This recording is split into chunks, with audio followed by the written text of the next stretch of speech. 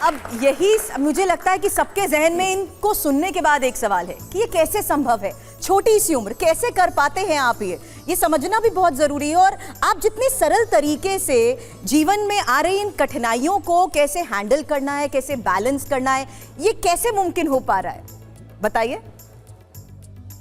जैसे कि हम छोटे हैं, हाँ। परंतु हमारे ऊपर गुरु की कृपा है। अच्छा। श्रील प्रभुपाद की कृपा है, इसलिए हम भगवत गीता के श्लोक, भागवतम के श्लोक सीखते हैं। और जैसे कि वृंदावन धाम में रहना भी कुछ मतलब पुण्य रहता है, पिछले जन्म का कुछ हमने पुण्य किया होगा, इसलिए हम वृंदावन धाम में रहते हैं। भागवत, आप बताइए भागवत जी, ये कैसे मुमकिन है कि आप इतने छोटे हो और इतना सारा ज्ञान? बस मेरी कोई योग्यता नहीं है, बस भगवान श्री कृष्ण की कृपा है, तभी तो मैं ये सब सीख पा रहा हूँ। मैं गिव गीता गुरुकुल में पढ़ता हूँ और मैं गिव गीता गुरुकुल में पढ़ता हूँ, तभी तो मैं ये सब भगवान श्री कृष्ण की कृपा से सीख पा रहा हूँ।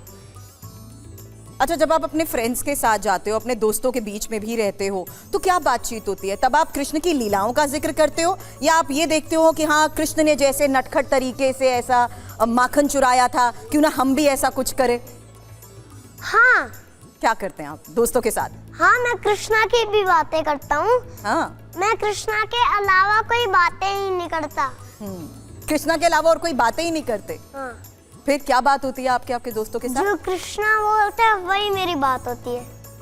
एक धर्म, धैर्य और जो संयम और जिस तरीके से आप अपने ज्ञान को रखते हैं, वो सुनने में ऐसा लगता है कितनी सरल और छोटी सी बात है, लेकिन उस बात में बहुत डेप्थ होती है। आप क्या श्री राम या हनुमान की उसी भक्ति को समझने की कोशिश करते हैं?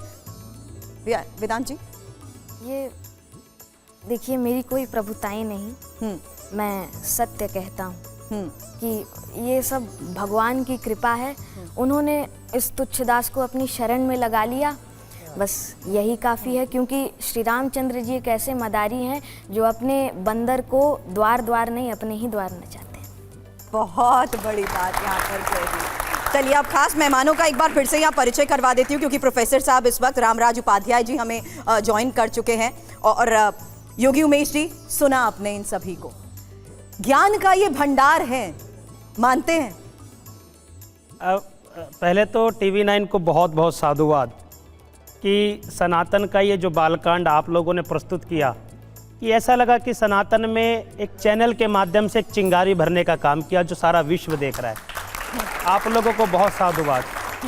और जहाँ तक मेरे पे शब्दों का अभाव हो रहा है, मैं व्याख्या भी नहीं कर पा रहा, और एक भावुकता मन में मेरे प्रकट हुई कि अगर वास्तविकता में भारतवर्ष के अंदर ऐसे छोटे छोटे कथावाचक और जो भारतीय संस्कृति का जो ज्ञान लेकर बैठे, तो मैं निश्चित तौर पर कह सकता हूं, और मैं इसको मान चुका हूं कि अगर ये भारतीय संस्कृति की परंपरा लगातार चल रही है, मैं इनके गुरुओं को, इनके माता पिता को बहुत बहुत साधुवाद देता हूं कि सनातन की उस चिंगारी को प्रबल करने में आप लोगों का बहुत बहुत योगदान है, और आप लोगों को बहुत बहुत साधुवाद, बहुत बहुत साधुवाद। धर्म, अध्यात्म और संस्कृति की ये जो अलग जग रही है, प्रोफेसर साहब, इस बारे में आपसे जरूर बात करूंगी, क्योंकि आप तो बच्चों को पढ़ाते भी हैं और आप देखते हैं कि वो किस तरीके से धर्म और अध्यात्म से जुड़ने का प्रयास कर रहे हैं। लेकिन उससे पहले, अब गुरुकुल में आप जाते हैं, स्कूल में जाते हैं, तो टेस्ट होता है जी। डर तो नहीं लगता? आप में तो इतना संयम है, इतना धैर्य है। चलिए, कुछ सवाल, ये कोई टेस्ट नहीं है, लेकिन कुछ सवाल यहाँ पर आएंगे। आप में से जिसको भी उसका जवाब पता हो, क्या यहाँ भी हम हैंड रेस कर लें क्लासरूम की तरह, या आप सीधा जवाब दे दीजिएगा? ठीक है, चलिए वो सवाल जरा अब आप स्क्रीन पर लाइए, क्योंकि यहाँ बड़े दिलचस्प से सवाल और इन सवालों का जवाब मैं आपसे जानना चाहूंगी। चलिए, आप में से कोई भी इस बात का जवाब दे दीजिएगा। पढ़ देती हूं मैं आपके लिए सवाल। किस तरीके का संगीत सुनना आपको पसंद है? भजन आपने सुना भी दिया बहुत ही खूबसूरती से, कभी फिल्मी गाने भी सुने हैं? तो इनमें से कोई खास आपकी पसंद बताइए, बोलिए। मैंने सुने हैं। कौन सा, क्या पसंद है आपको, फिल्मी गाने या भजन? फिल्मी गाने, भजन, दोनों। कोई एक छोटा सा भजन। अच्युतम केशवम कृष्ण दामोदरम, अच्युतम केशवम कृष्ण दामोदरम, अच्युतं केशवं कृष्णदामोदरं रामनारायणं जानकीवल्लभं रामनारायणं जानकीवल्लभम् अच्युतं केशवं कृष्णदामोदरम्